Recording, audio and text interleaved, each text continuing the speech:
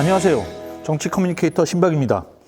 2023년 6월 24일 러시아에서 군사 쿠데타가 발생했습니다. 용병인 바그너 그룹을 이끌며 우크라이나 전쟁에서 꾸준히 일을 도맡아 하던 푸틴의 충견, 프리고진이 푸틴을 물려고 달려든 것입니다. 뉴스를 통해 왜 쿠데타를 실행했는지, 그리고 왜 모스크바를 200km 놔두고 회군했는지는 많이 들으셨을 것입니다. 그래서 좀 다른 이야기를 해보려 합니다. 이 사건이 하나의 에피소드로 끝날 것인지 역사적 사건이 될 것인지는 두고 봐야 할 것입니다. 하지만 두 가지는 의미 해석이 필요합니다. 첫째, 비민주주의 국가 러시아에서 전쟁 중 군사 쿠데타가 일어났다는 점입니다. 둘째, 정규군이 아닌 용병 그룹에 의해서 쿠데타가 발생했다는 점입니다. 돈을 주고 사다 쓰는 군대가 들고 일어난 것이죠. 인트로. 1960년대와 1970년대 민주주의 국가를 괴롭혔던 군사 쿠데타는 지금은 그리 흔치는 않습니다. 2000년대 들어와 태국과 미얀마에서 군사 쿠데타로 민주주의 체제가 그나마도 사망하는 일들이 있긴 했습니다.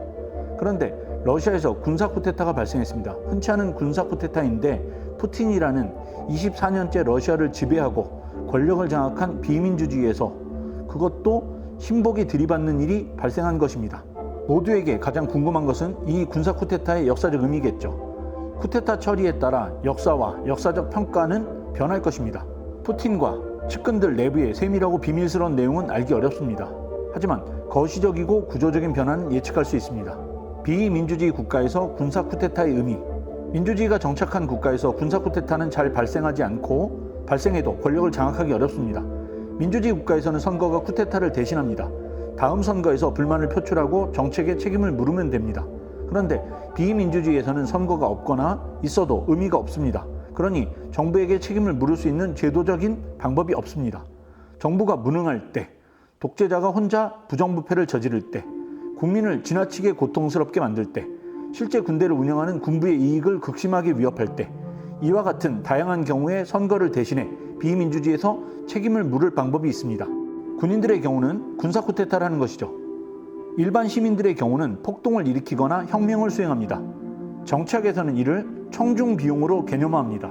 청중비용은 정책 결정자의 정책을 들은 청중들이 정책에 불만이 있을 때 정치적 비용을 청구한다는 것입니다. 단순화하면 민주주의에서는 국민이 불만이 있으면 선거라는 제도를 통해 집권자를 처벌합니다. 반면 비민주주의에서는 쿠데타나 암살이나 폭동이나 혁명이라는 비제도적인 방식으로 집권자를 처벌합니다. 프리고진의 군사반란은 푸틴에게 일종의 청중비용을 청구한 셈이죠. 프리고진이 정말 불만스러운 대상이 쇼이구 장관인지 푸틴인지는 차치하고 전쟁을 수행하는 데 대한 지원 부족 등의 불만을 비제도적인 방법으로 해결하려고 한 것입니다. 거시적으로 볼 때 푸틴에 대한 군사반란은 비민주주의 체제 국가들 전체에 일종의 사이렌 역할을 했을 것입니다. 중앙집권적 통제력이 높은 푸틴 체제에서의 군사반란이라면 다른 국가들은 더욱 긴장할 수밖에 없습니다. 푸틴에게 던져진 의미. 먼저 러시아 군사 쿠데타가 푸틴에게 제일 먼저 화살을 향하게 합니다.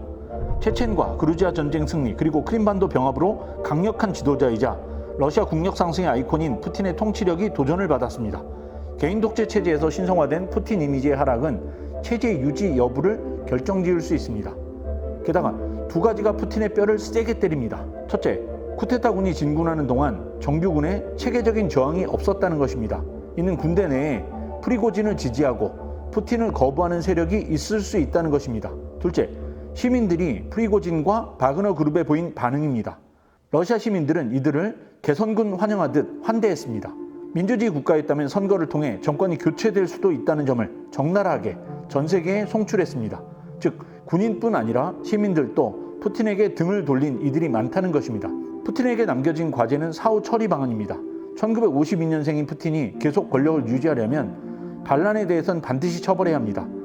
주인을 물려던 개를 그대로 두면 다른 개들마저 달려들 것입니다. 따라서 숙청과 처벌이 이어질 것입니다. 이 지점에서 푸틴은 고민할 것입니다. 관련자에 대한 학살을 통해 공포를 극대화할 것인지 아니면 전쟁 수행과 마무리를 위해 적당한 타협책을 병행할 것인지를 정해야 합니다. 문제는 전쟁 중이라는 것과 군대가 필요하다는 것입니다. 전쟁 중인 장성들에게 너무 과한 처벌은 이들을 불안하게 만들 것입니다. 장군들은 이렇게 계산할 것입니다. 전쟁에서 성과가 나쁘면 처벌받을 것이다. 만약 처벌 강도가 높아져서 어차피 죽을 것이라면 차라리 한번 판을 뒤집어 볼까? 이렇게 마음을 먹을 수 있습니다. 장군들은 자신의 군대를 이용할 수 있기 때문에 푸틴 입장에서도 관리가 필수적입니다. 푸틴에게는 대안이 있습니다. 국내외적으로 자신의 평판과 강력한 이미지를 유지하기 위해서는 주목을 끌만한 행동으로 관심을 전환시켜줘야 합니다. 극초음속 미사일까지 사용한 마당에 푸틴은 우크라이나를 상대로 지지부진한 모습을 털어내는 조치를 취해볼 수 있습니다. 현 상황에서 전술핵 무기를 만지작거리는 것으로 공갈 정책을 펴면서 자신의 이미지를 강화해 볼 수도 있습니다. 결론적으로 푸틴의 권위주의 체제는 푸틴을 중심으로 권력이 작동합니다. 결국 푸틴 개인을 강화하는 조치가 필요하고 이를 만회하기 위해 앞으로 노력할 것으로 예측할 수 있습니다. 시진핑 주석과 중국 공산당에 대한 의미. 중국에게도 이번 사건은 교훈이 큽니다. 시진핑의 중국은 9천만 명이 넘는 공산당에 의해 통치된다는 점에서 푸틴 개인에게 의존하는 러시아와는 다릅니다. 공산당이 모든 조직을 장악하고 있기에 중앙 권력을 장악하기 위해 군사 쿠데타를 시도하는 것이 현실적으로 매우 어렵습니다. 그럼에도 불구하고 몇 가지 조건이 충족되는 경우 군사 쿠데타가 불가능하지만은 않습니다. 시진핑 주석은 중국몽 완성에 대만 통일을 전제 조건으로 하고 있습니다. 따라서 무력으로 대만을 공격하는 경우를 상정해 볼 수 있습니다. 만약 대만 공격이 미국을 끌어들이고 전쟁이 장기화되면서 같은 한족과 한족 간의 피를 많이 흘리게 된다면 중국군 내에서도 불만이 생길 수 있습니다. 선거를 통해 여론을 확인할 방법이 없는 비민주주의 특성을 고려할 때 불만은 갑작스럽고 폭력적인 방법으로 터질 것이기 때문입니다. 비민주주의 국가들에서 정치적 불만이 터진 유명한 사례들이 있습니다. 특히 전쟁 중에 발생한 것들입니다. 1944년 히틀러도 그의 군사작전에 불만을 가진 장교단에 의해 폭사할 뻔했습니다. 이 사건은 나중에 발키리 작전으로 영화로도 만들어졌습니다. 1931년 만주사변 이후 일본 내에서 5.15 사건이나 2.26 사건과 같은 군부의 쿠데타가 있었습니다. 또한 정치적 불만을 품은 일본 장교들이 수상이나 상관을 암살한 사건들도 수없이 일어났습니다. 결론적으로 개인의 카리스마에 의존한 푸틴 체제와 달리 공산당 지배 체제에서 시진핑 주석의 권위주의는 군부에 의한 쿠데타 가능성이 높지는 않아 보입니다. 하지만 미국과의 전쟁과 같은 극단적인 경우 중국군 내부에서도 불만 세력들이 나타날 수 있습니다. 미국이 군사 쿠데타 걱정 없이 전쟁을 치를 수 있다는 점과 대비해 볼 때 중국은 국내 정치의 약점을 가지고 있는 것입니다. 김정은 체제에 주는 의미. 이번 쿠데타에 가장 충격을 받았을 인물은 북한 김정은 위원장일 것입니다. 김정은 체제의 권력 운영 역시 공산당 조직보다는 개인에 의존하고 있기 때문입니다. 개인을 제거하면 실질적인 권력 기반이 사라지는 체제의 특성상 군대는 양면적입니다. 국가를 보호하고 정권의 안정을 가져다 줍니다. 하지만 언제 적이 될지 모르는 가장 위험한 조직이기도 합니다. 조직 간 촘촘한 견제를 통해 권력을 견제하고 있는 북한에서도 몇 번의 쿠데타 시도가 있었습니다. 유명한 사건으로 1992년 프론제 군사 쿠데타 모의 사건이나 1995년 북한 인민군 육군단 쿠데타 사건을 들 수 있습니다. 자식이 어린 김정은에게는 권력 계승 문제가 아킬레스건입니다. 따라서 김정은이 군대를 무리하게 내모는 조치를 취하면 휘하의 장군들이 반발할 수 있습니다.